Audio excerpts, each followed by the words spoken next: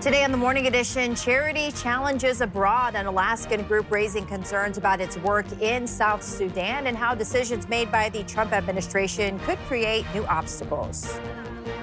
Plus, keeping an eye on Alaska's volcanoes. With Mount Spur showing signs of activity, Alaska's U.S. senators are pushing for more volcano monitoring money, what it means for early warnings and safety. And later, you can play forever because you don't have to be fast. In fact, it's better to be slow. Well, Grandma's got game. These ladies may rock bloomers, but don't let that fool you. They can drain in a three-pointer and school you on the court. See the Granny Basketball League in action as the Morning Edition starts now. Good morning, everyone. Thanks for joining us here on a Tuesday. Granny got game, huh? yeah, look at them go. That's awesome. I only hope to have that much energy. I know, right? In Just older age. running down a court.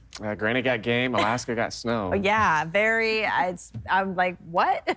We're waking up this morning with additional several inches across a large portion of South Central. Now, yesterday we were talking about the potential for about 1 to 2 inches for the Anchorage Bowl and western parts of the Kenai.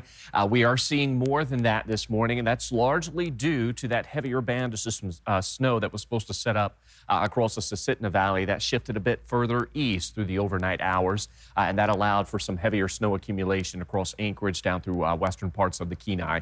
We are sitting at 20 degrees this morning with winds remaining out of the north up to about 10 miles per hour. There's that band of snow that we were watching through the overnight hours. And again, it was supposed to set up over western parts of the Susitna Valley, but you can see how it has shifted east. So we're seeing parts of the western Kenai, which remains up under a winter weather advisory until 6 a.m. this morning. Anchorage has already seen upwards of 3 to 4+ inches of snow accumulation, and we'll see the potential for an additional few inches here over the next couple of hours. So we're going to keep with that band of some snow staying with us for the morning. Take it easy on those roadways as we are seeing that freeze-thaw pattern taking place. Even those temperatures have been below freezing, that March sun very efficient in melting any of that snow, and that's why we've got those icicles. We're seeing those slick spots that develop during the afternoon hours. So take it easy on those roadways. This band of some snow that we're seeing that's been with us through the overnight hours, that will begin to lighten up by mid-morning, but we'll still see that potential for an additional few inches of snow accumulation across western parts of South Central.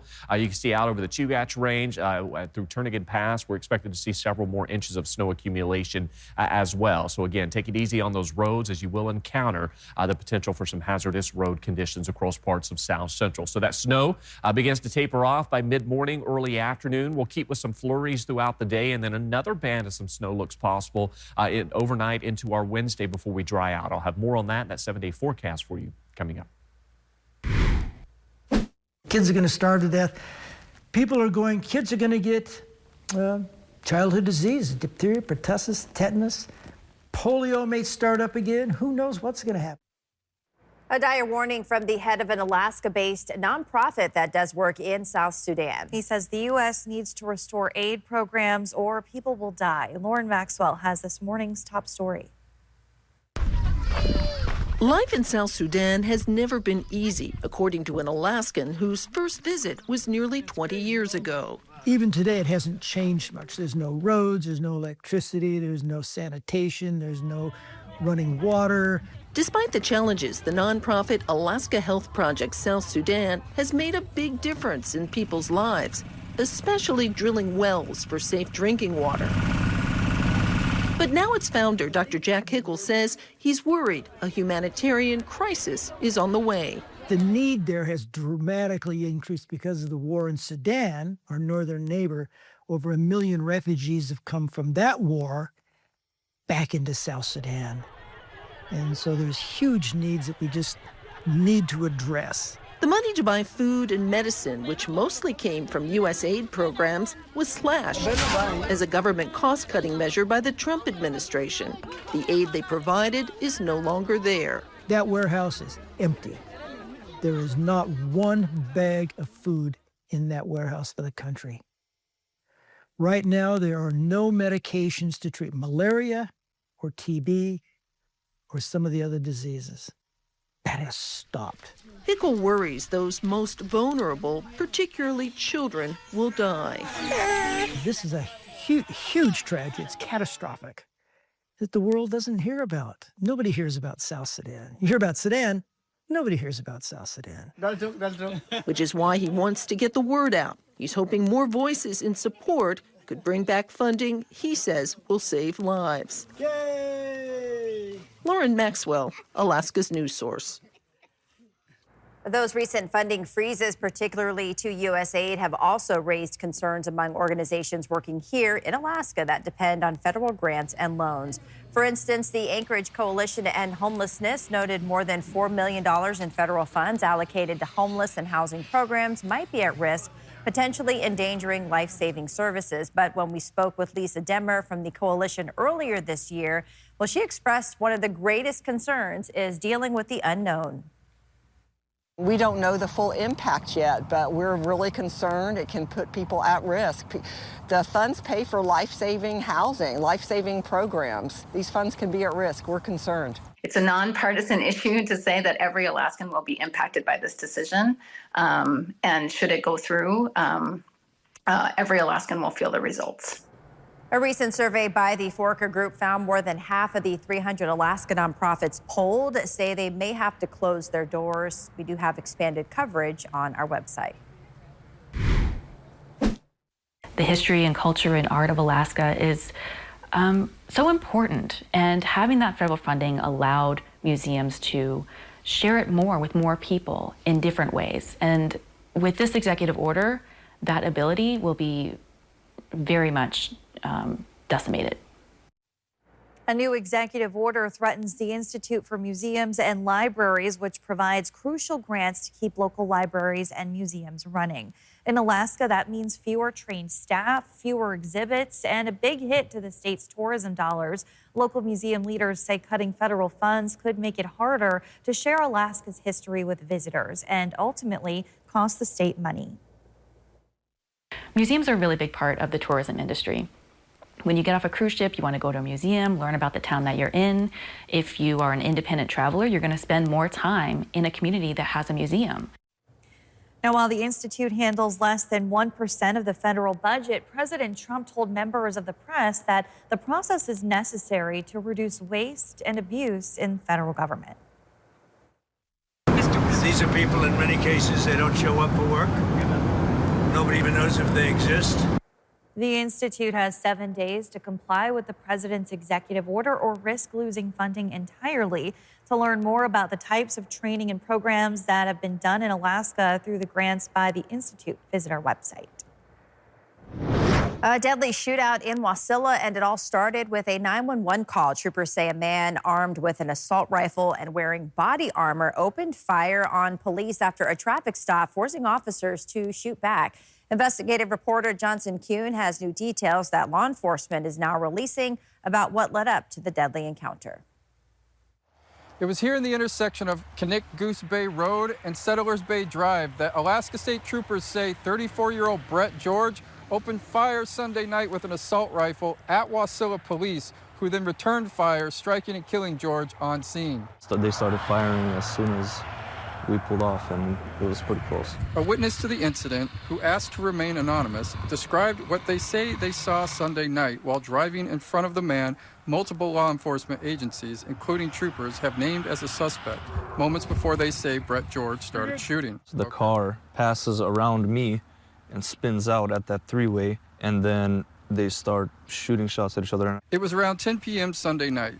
Troopers say George's family members called 911 from their home on Settlers Bay Drive, saying George was threatening them with a weapon. When troopers arrived, they say George put on body armor and armed himself with an assault rifle before leaving the residence in his car. Shortly after, police stopped George at the intersection near the Tesoro gas station. That's when they say he got out of his car and fired his assault rifle at a marked Wasilla police car. The Wasilla police officer, they say, shot back, hitting George as he died at the scene.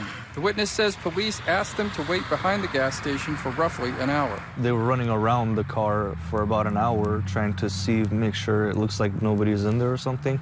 I don't know. And they were flying a drone around. And we've been told by Wasilla police it's part of their policy to release the names of the officers involved within 72 hours. Johnson Kuhn, Alaska's news source. The Alaska Bureau of Investigation has taken over the case and is conducting a detailed review of the incident. Once their work is complete, those findings will be independently evaluated by the Alaska Office of Special Prosecutions. Daily updates on Mount Spur say unrest continues there and seismic activity remains elevated with small volcanic earthquakes. Much of the view is blocked by clouds over the past few days. AVO and Alaska's news source continues to watch Mount Spur for signs indicating the volcano is moving closer to an eruption. Now, as Alaska prepares for the possible eruption of Mount Spur, the state's 2 U.S. senators are part of newly reintroduced legislation to add more government spending to the U.S. Geological Survey to improve volcano monitoring and early warning systems. This authorizes a total of $75 million over a 10-year period. The original act's authorizations expired back at the end of 2023. This is bipartisan legislation, with Senators Murkowski and Sullivan being joined by lawmakers in Washington and Hawaii. Turning to Capitol coverage, Alaska's senior senator is heading to the state capitol. Senator Lisa Murkowski will be in Juneau today to address both houses of the Alaska legislature, a speech that in the past has provided updates on federal issues impacting the state. This is video from last year. Senator Dan Sullivan will follow later this week, addressing the legislature on Thursday. Both senators are expected to take questions from lawmakers and reporters, so stay with Alaska's news source for continuing coverage. And in the interior, 2 National Park Service locations in Fairbanks are saved for now. After the government announced plans to cancel leases for 2 National Park Service sites in Fairbanks, local leaders fought back. With support from Senator Dan Sullivan, the leases have now been reinstated, but the future remains uncertain. Negotiations to renew those agreements are still up in the air. Now, we're not sure who we're going to be working with due to cuts at GSA, and due to the language in the existing executive orders regarding leasing and real estate, if there will be a desire to renew the lease for this facility, which is especially frustrating for us considering that a good portion of this building was built for the Public Lands Information Center to be able to do their work. She also says the reinstatement of the leases is not a firm situation and the GSA may once again revoke the leases in the future. We reached out to the GSA but have not heard back. NPS declined to comment. Senator Sullivan's office will send us a transcript of an interview that he did with the Fairbanks Daily News Miner. Coming up after the break, it's a golden homecoming. After competing on the world stage, Alaska's Special Olympics athletes are back home, and they're bringing more than just medals. Later.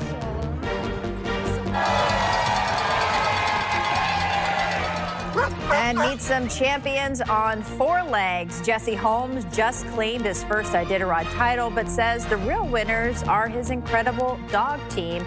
Meet the canine athletes who led him to victory. Robust snow showers continue across parts of South Central. I'll have more on that and what to expect in the days ahead with warmer weather heading our way. Those details, but first, sunrise, 8:05 in Anchorage, 7:03 in Juneau. Your full forecast is next. After 9 months stranded in space, they're finally on their way home. 2 NASA astronauts, Sunny Williams and Butch Wilmore, finally left the International Space Station overnight after their 8-day mission turned into a 9-month stay due to propulsion issues. Yeah, their SpaceX capsule had undocked just after 9 p.m. Alaska time, so now they are on track to splash down off the Florida coast at 2 o'clock this afternoon. After spending nearly a year in orbit, they'll soon be back on solid ground and, of course, ready to share their story. And, of course, the world will be watching. Yeah, I mean they missed Christmas, Thanksgiving, New Year's. I'm sure their family sure misses them. Sigh of relief, yeah, Aaron, once they touch down. I'm sure they're glad to finally be heading home. Waking up this morning, we've got some additional snow that has been falling across South Central. We're officially sitting at 14.6 inches of snow accumulation for the month of March, which is more than 3 times the amount we saw during the winter time period when we only recorded 4.6 inches of snow accumulation. That does bring our seasonal total to 46 inches, which is still well below where we should be for this time of year, but we'll take any snow that we'll take, as it certainly will help when it comes to that early onset of wildfire season. In Fairbanks, you can see still sitting good when it comes to the amount of snowfall And then out towards southeast, certainly dealing with a snowfall deficit, although yesterday we did pick up some light snow accumulation, and we'll see some additional light snow through parts of southeast later today. You can see that fresh snow that fell through the overnight hours. This is out towards Lake Otis and Tudor. Take it easy on those roads. We have seen those plows out through the night, but you're still going to see the potential for some slick road conditions, even as you head out towards parts of the Parks Highway along as you head out towards Talkeetna. You're going to encounter some of that light snow showers that could lead to some limited visibility. So that snow stays with us this morning. It will begin to lighten up by mid-morning, early afternoon. One thing we are going to be watching, though, is a new formation of a low somewhere in the eastern Gulf of Alaska. What this is going to do is reinforce some of that heavier precip through northern parts of Prince William Sound as we welcome in the afternoon hours. Currently, we're seeing that low south of Kodiak, but we're going to begin again to see new formation of a low later this afternoon, which will lead to some more robust precipitation through northern parts of Prince William Sound. There's that low that we're going to see form. You can see out towards, as you head out towards southeast, we're talking about areas of rain and snow to be expected, some gusty conditions. That light snow does taper off for inland areas of South Central. However, overnight into tomorrow, we will see bands of some additional light snow that's going to push across South Central, which will bring some additional accumulation across the region. Beyond Wednesday, we are expected to be on the drier side for a good portion of South Central. And looking at our snowfall, notice the winter months. These blue lines, this is the amount of snow that we did see for those winter months, well below average from what we typically see for December, January, and February. Now, March typically brings about 11 inches of snowfall, and we've already seen upwards of 15 inches.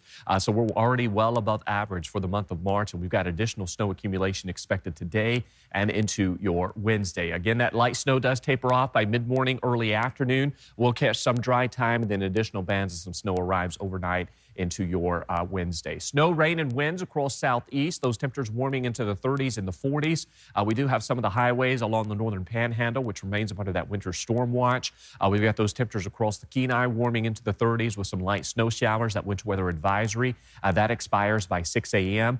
We do have areas of wintry mix occurring this morning through Prince William Sound. Expect that activity to become more robust into the afternoon as we do see the formation of that low in the eastern Gulf of Alaska. Temperatures warming into the 30s through the valley today. We are going to be slightly warmer than yesterday, and this warming trend will carry us through the rest of the week. You can see as we officially welcome in spring Thursday, those temperatures sitting near 40, and will stay near 40 for the foreseeable future. Of course, we got to get through the next couple of days. Take it easy on the roads. This is the most amount of snow we've seen in several weeks, really several months. We have to go back to late October.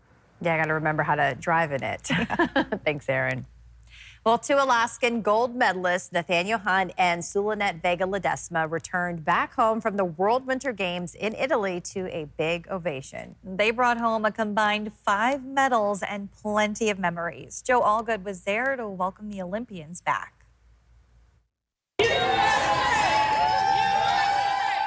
A triumphant homecoming. It's awesome. I just like competing and, but mostly having fun with competing against other countries. It was so much fun. So last day of being all together with other athletes, we switched out souvenirs. So I got one t-shirt from Australia and then one from Chile.